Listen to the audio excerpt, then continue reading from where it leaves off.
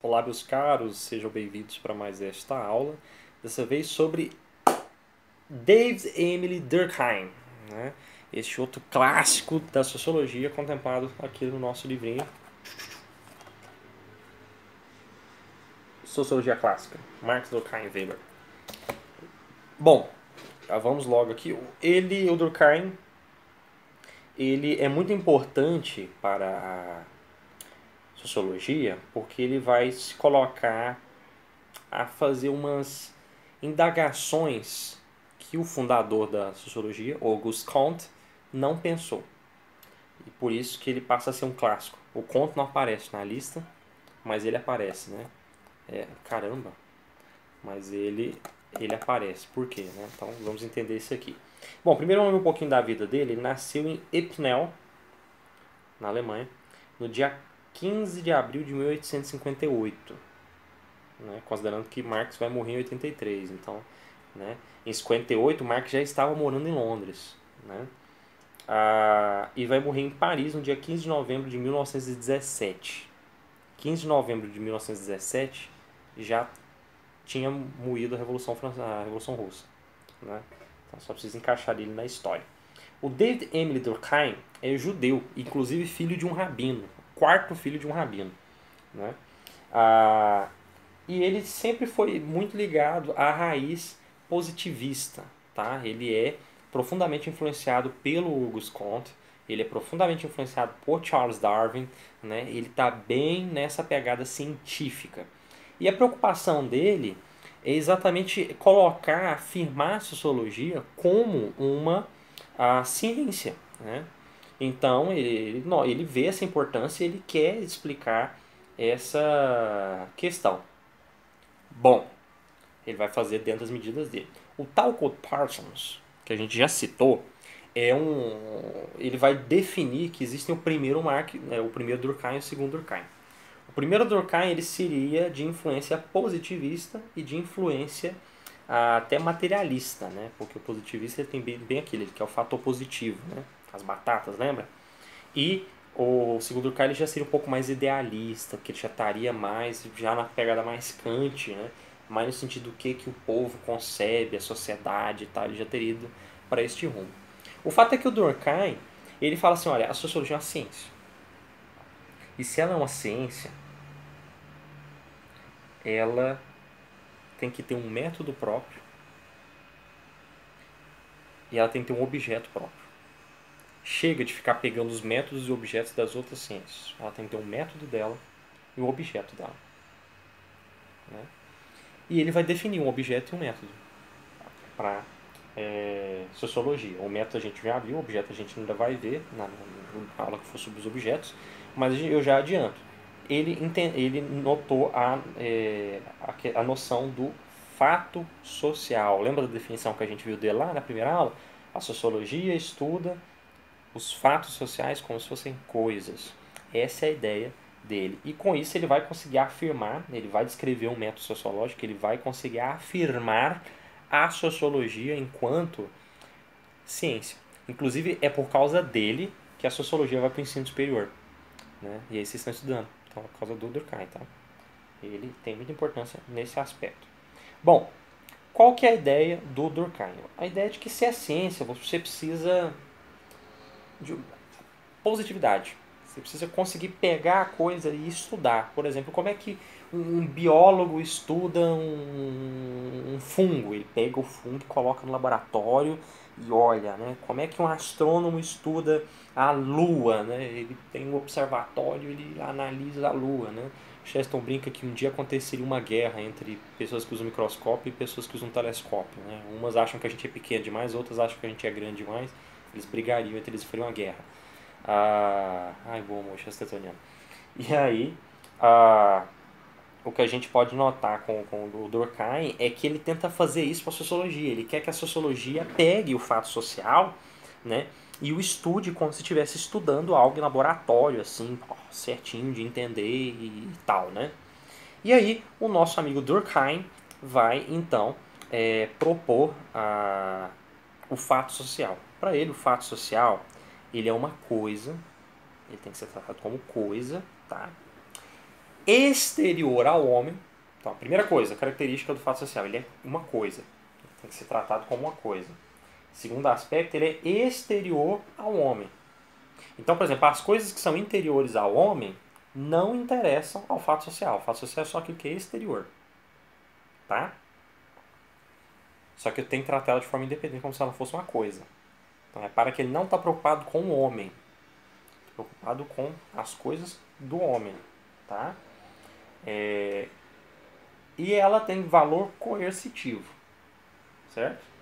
Então, o fato social ele seria também, como pode dizer, ele força o indivíduo a estar realizando, uma vez que todos estão realizando. Né? Então, ele não é um fato isolado de um único indivíduo. Né?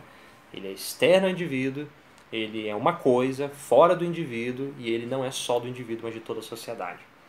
Esse é o fato social, coercitivo, como coisa e exterior ao indivíduo.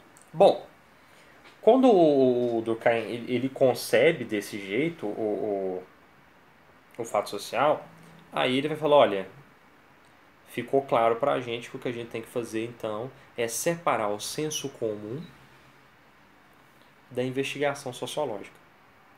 O nosso papel é fazer investigação sociológica. A gente não pode se submeter ao senso comum. Né? Então nós devemos fazer um estudo sério, rigoroso e livre desses pensamentos populares. A gente tem que ser científico, criterioso.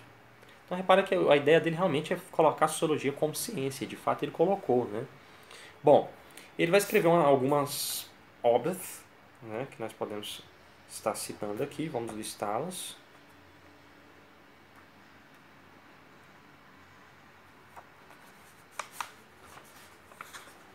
Se eu viro página, ainda estou na página do Marx aqui no livro. Eu nunca vi isso. As obras dele são A Divisão do Trabalho Social, As Regras do Método Sociológico, O Suicídio e As Formas Elementares da Vida Religiosa. Essas são as obras mais famosas dele, tá? Aí você tem algumas obras póstumas, que são textos dele compilados.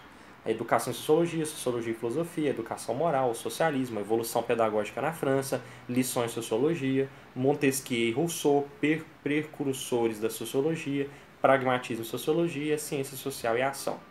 Mas as principais obras dele são A Divisão do Trabalho Social, As Regras do Método Sociológico, O Suicídio e As Formas Elementares da Vida Religiosa. Tá? Então, tudo que eu vou falar aqui está nessas 4 obras.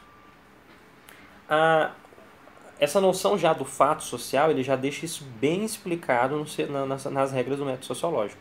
Inclusive, essa noção de que o senso comum deve ser trabalhado. E outra coisa que ele vai dizer é que o papel do sociólogo é observar o fato social, repito mais uma vez, como se fosse coisa, mas ele vai notar que existe uma diferença entre o fato social. Existe o fato social normal e o fato social patológico. O que é para ele? O fato social normal é tudo aquilo que acontece em sociedade, sempre aconteceu, faz parte da dinâmica da sociedade e acontece em todas as sociedades, é normal. Tá? E é patológico aquilo que nunca aconteceu, não é normal que aconteça, não faz parte que aconteça e a estrutura da sociedade não permita que aconteça. Então a noção dele era tratar esse fato social patológico como doença de fato e vir a curá-lo. Agora, quando é o fato social normal, não há muito o que fazer. Algumas pessoas criticam essa ideia do Durkheim porque nessa ideia dele, com esses critérios que eu coloquei, a criminalidade seria um fato social normal. Porque crime sempre teve, assalto sempre teve, estupro sempre teve. Sempre vai ter e é normal que tenha. Né? Agora, patológico seria só o que sai aí do esquema. Exceções raras e casos específicos deveriam ser estudados. Tá? E aí o Durkheim, ele então vai organizando aí essa ciência nas regras do método sociológico dele. Né? E é interessante que, na medida que ele vai organizando desse jeito, ele percebe que, assim como na ciência, ele consegue fazer uma teoria e ir testando sua teoria para ver a validade científica dela. Ponto. Eu já vou voltar neste esquema aí, mas vamos para a obra anterior dele. Quando ele continua analisando essa sociedade, com esses fatos sociais, observando o trabalho, né? Essa questão do trabalho, e ele percebe que existe 2 tipos de solidariedade em sociedade. Explico. Ele percebe que a sociedade ela consegue se organizar, né, para trocar os trabalhos. A ideia dele nesse sentido é parecida com a do Marx. A gente está junto enquanto está trocando trabalho um com o outro. Né? De início isso é forçado. A gente vai trocando os trabalhos, né, mas porque a gente se conhece, a gente sabe com quem faz, a gente arruma quem faz e tudo. De uma forma bem mecânica. Né? Que você vai se estabelecendo assim. Só que ele notou que na medida que a modernidade vai fluindo, e aí é o momento que ele vai ficar mais, né, é interessante observar que ele já está indo por um do idealismo. Apesar de ser a primeira obra sociológica dele, de peso, há uma espécie de princípio regulador, né, da sociedade que faz com que a sociedade ela tende a funcionar como um organismo coeso, como se fosse um organismo único. E é interessante que dá para observar isso exatamente, né, que a gente pode ver isso exatamente no fato da diferença entre uma cidade pequena e uma cidade grande. O Durkheim ele percebeu a modernidade antes de haver modernidade. Isso é genial. Tal como a gente tem hoje. Na época dele já tinha. Ele já diagnosticou aquilo. Mas assim, é genial. Se você pegar uma cidade pequena, todo mundo se conhece. Você confia no outro porque você sabe onde ele mora. Você sabe a qualidade, a procedência daquele produto dele. Você já viu. Você escolheu trabalhar com aquela pessoa e tal. É toda uma relação nesse sentido que a gente tem nas cidades pequenas, né? Ali o que há é uma solidariedade mecânica. Tudo é muito mecânico, do ponto de vista do Durkheim, né? Porque tudo você sabe como é que funciona. Então tá tudo quadradinho. Para ele, a sociedade moderna é uma sociedade orgânica. Ela funciona como se fosse um organismo e funciona sem você saber. Você só se joga. Como se nem fosse um robozinho, só curtindo o naipe. Como se fosse um organismo vivo. Por quê? A gente não conhece as pessoas, a gente não conhece os serviços, qualquer um poderia estar naqueles serviços, mas a gente confia. E a gente vive. Como se conhecesse todo mundo, soubesse a procedência de tudo e a gente está todo mundo interligado. Só que, pare e pensa você na sua rotina. Você acorda cedo, come alguma coisa que está na geladeira que você pegou de um supermercado, cuja procedência você não sabe. Você tomou aquele leite de vaca e nem sabe se é de vaca, mesmo se tem soda, se não tem soda naquele leite. Você só bebe. Aí você pega um ônibus cheio de gente que você não tem ideia de quem é, com um motorista que você não tem ideia se vai arrumar esse ônibus em algum lugar. Você vai pro seu serviço, você chega ali, você faz um trabalho que é só uma parte do trabalho, você não sabe o resto daquilo. Você cria um produto que você não sabe como vai ser vendido, ou você vende um produto que você não sabe como foi criado, né? Você deixa ali para alguém que vai prestar contas, para o cara que é o econômico, o RH da empresa, sei lá. Você volta para casa, né? Aí você pega os seus filhos na escola, que não foi você que educou. É toda uma relação orgânica. Você não conhece os professores. Então, assim, a relação ela tem de ser. Você passa por vários desconhecidos, abastece seu carro agora você voltou de carro, você foi de ônibus voltou de carro, nem faz sentido esse exemplo. Abastece o seu carro com um frentista que você não tem ideia de quem é. Tudo orgânico, não é mecânico. A coisa flui. Né? E então a ideia do Durkheim é que a nossa evolução para a modernidade seríamos ir organificando as nossas sociedades, saindo dessa solidariedade mecânica e indo para a solidariedade orgânica. E isso já é possível observar nos grandes centros, nas grandes cidades. Certinho? Agora a gente volta para o terceiro livro do Durkheim, que é O Suicídio. O Durkheim, ele cria teoria, né? E fala, olha, faço a teoria, tem que diagnosticar, né? Eu vou estudar o suicídio. A partir do que eu estou observando, o suicídio deve ser cometido porque se sente mal. As pessoas que tendem a se sentir mal, as pessoas que são mais intelectuais. Logo, mulheres não devem cometer muito suicídio. Opinião dele. Até porque na época deles, mulheres realmente não se dedicavam na atividade intelectual. E trabalhadores braçais também não. Mas homens já amadurecidos já teriam conquistado alguma coisa, então também não teriam por que suicidar. Quem suicida deve ser jovem. E devem ser jovens que se sentem maus, se sentem comprimidos por um rigor. Esses jovens devem ser protestantes e não católicos.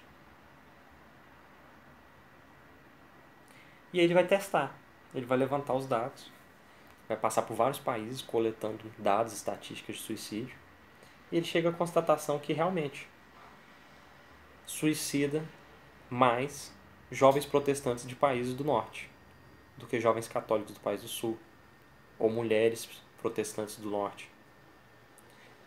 Ele diagnostica e olha, protestantes suicidam mais do que católicos, jovens mais do que adultos, homens mais do que mulheres. Chega a essa constatação. Né? Então ali ele começou... Tente ver como isso é empolgante. O Durkheim, não só que deu um método pra gente em regras do método sociológico, ou a divisão do trabalho social. É um Durkheim que está mostrando que a coisa funciona. Ele criou um método e aplicou e funcionou. Ele chegou a alguns resultados. Né? E ele notou que ele conseguia realmente tratar os dados sociológicos, o fato social, como coisas.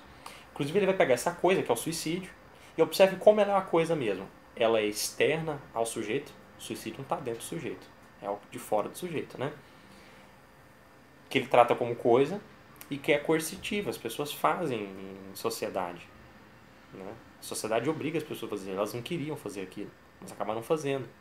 Né? Então o suicídio ele funciona dessa forma. E é totalmente, como eu estou falando, da sociedade, não é a pessoa. Né? O suicídio não é ação individual. Né? Uma coisa que está relacionada com a vida da sociedade toda. E ele prova isso porque ele vai catalogar o suicídio. Ele vai notar que existem 4 tipos de suicídio. O suicídio egoísta, o suicídio altruísta, o suicídio anômico e o suicídio fatalista. Vamos lá? Vamos analisar então. O primeiro suicídio é o suicídio egoísta. O suicídio egoísta, ele surge quando o sujeito não está satisfeito com a lei, ele não se enquadra com a lei, tá? E ele quer fugir dessa lei. Então pensa em alguém que se sente prensado pela sociedade, alguém que se considera um fracasso social, alguém que queria tal emprego e não conseguiu, ou um cara que tá casado e aí quer largar da mulher, mas tem medo de divorciar porque na sociedade dele não é bem visto o divórcio. Esses aspectos são pessoas que, por não conseguir se encaixar dentro da sociedade, elas se matam. Mas repara que foi a relação com a sociedade? Ela tentou se encaixar com a sociedade, não foi possível encaixar com a sociedade, então ela tira a própria vida, porque ela não aguenta não se encaixar com a sociedade. Esse é o primeiro tipo de suicídio. Suicídio egoísta. O segundo tipo de suicídio é o suicídio altruísta. Suicídio altruísta funciona exatamente o contrário. O sujeito está tão bem integrado na sociedade que ele se mata por causa disso. Ele se mata por amor a essa sociedade. Pensem comigo num radical muçulmano que morre pela glória do Islã. Ele está tão satisfeito com a sociedade islã que ele morre pelo Islã. Ou pensem comigo num sujeito que... Né, vamos pegar um caso aqui, um motorista de ônibus que perdeu o controle do ônibus. Isso aconteceu de verdade. Eu vi. Ele perdeu o controle do ônibus e notou que o ônibus ia cair dentro do rio. Então ele pegou o carro... Aí ele viu uma árvore e bateu o ônibus dele na árvore, no rumo dele. Que assim ele seguraria o ônibus que não cairia dentro do rio e as pessoas não morreriam. Então as pessoas se feriram, mas não seriamente, e ele morreu. Foi um suicídio altruísta. A pessoa que está tão bem interligada com a sociedade que faz isso, se mata pelo bem da sociedade. É o contrário do egoísta. Beleza? Próximo suicídio. Suicídio anômico. Suicídio anômico, ele funciona quando não houver lei nessa sociedade. É punk, né? É, exatamente. Num estado de falta de lei, ou seja, num estado em que a sociedade está em colapso, ele se mata. Porque não há lei. A coisa está maluca. Né? Então pense em contexto de. Como eu posso dizer? Ele colocou aqui como anônimo, mas é anômico, de anomia. Entendi. Ok. O suicídio anômico, olha como é que ele descreve, é aquele que se deve a um estado de desregramento social, no qual as normas estão ausentes ou se perderam o sentido. Dessa forma, o suicídio seria típica da sociedade moderna, seja nos momentos de crise econômica ou mesmo da abundância material. Né? Como a gente pode colocar? Peraí que eu vi um negócio interessante, só um minutinho.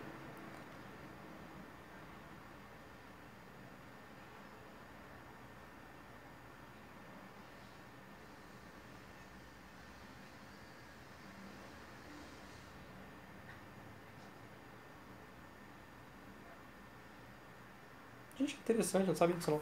Ah, voltando aqui. Pior que eu não lembro, eu li essa página, mas não lembro de ter lido isso.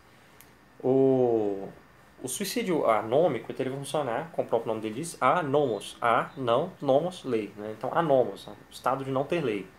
Ah, ele funciona exatamente em momentos em que a sociedade parece que as bases dessa sociedade desabam. E porque esse indivíduo que precisa dessa sociedade, as leis desabam, parece que ele desaba junto. Então pensem, por exemplo, no momento do grande crush da Bolsa de Valores, aquelas pessoas que se atiravam do prédio.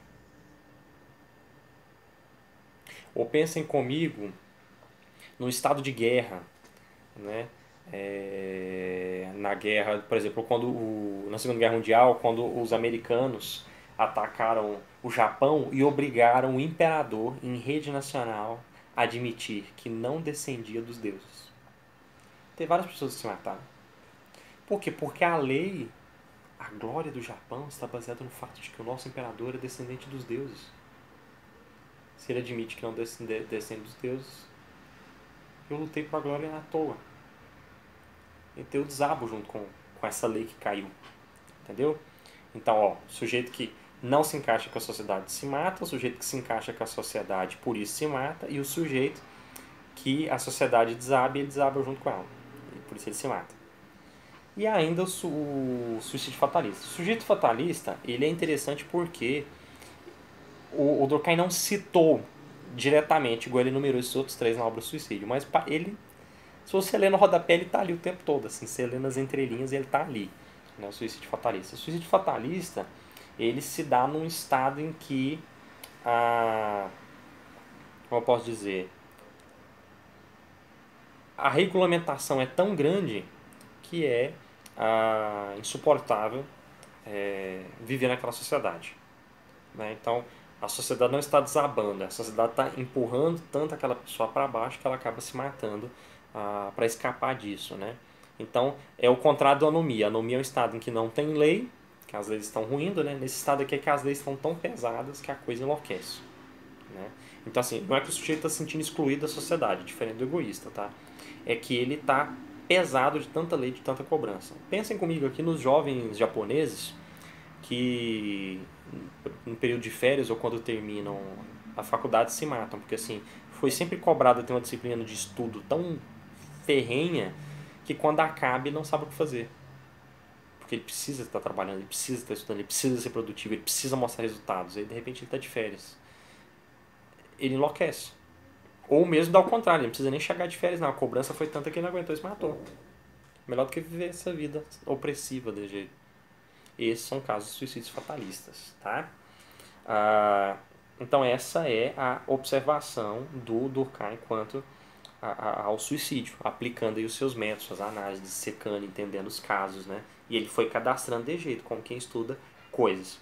O que ele vai fazer depois? Ele vai se debruçar sobre a vida religiosa e vai analisar também as religiões dessa forma. E publicar no seu livro A Organização da Vida Religiosa. Bom, e aí sobre a religião, muito interessante o que o Durkheim faz. Ele nota que como eu posso dizer, a sociedade como um todo ela pode ser dividida de duas formas: o sagrado e o profano. A religião ela tem um poder de estar criando na realidade, né, uma ponte, né, tornando alguns elementos sagrados e não fazendo isso com outros. Então esses elementos vão continuar profanos. Né? E para ele, o mundo dessa forma, esse maravilhamento do mundo, ele que não ocorre no protestante, ele já faz uma crítica nesse sentido. O protestantismo não faz isso tão bem como o catolicismo, eles colocam a favor do catolicismo. É engraçado porque ele é judeu, né? Eles colocam a favor do catolicismo, que mantém essa sacralidade do mundo, no sentido contrário de que o protestantismo esvazia o mundo dessa sacralidade, porque o sagrado ele consegue criar uma representação, símbolos. E ele nota que a sociedade ela precisa de símbolos. Né? Então o Durkheim ele vai se preocupar muito com isso. Ele nota que a igreja, de certa forma, ela já é a primeira sociedade, ou a base da sociedade. A sociedade vai estar ali em volta da igreja, né? E aí dessa instituição. Né? Então, nós vamos estudar as instituições sociais, nós vamos passar pela igreja, pela religião. Né? Então, vendo isso, o Durkheim vai falar, olha, a religião é muito importante para criar a realidade sagrada, para diferenciar da profana, e é ao redor da realidade sagrada que se estrutura a religião. Tá? E aí, inclusive, ele vai fazer como eu posso dizer, uma distinção, né, do que seria a construção da sociedade, né, colocando a sociedade ali sempre ao redor desta estrutura religiosa, certo? E essa seria aí a última obra do Durkheim, né, que é a sua observação sobre a vida religiosa. Então, o mais importante que a gente tem que observar dele é essa observação. O mais importante que a gente tem para notar dele é essa forma dele conceber, né, a realidade a partir dos fatos sociais, né, observando a sociedade, né, de forma muito científica, né, colocando ali os seus métodos e assim contribuindo com a sociologia. Né.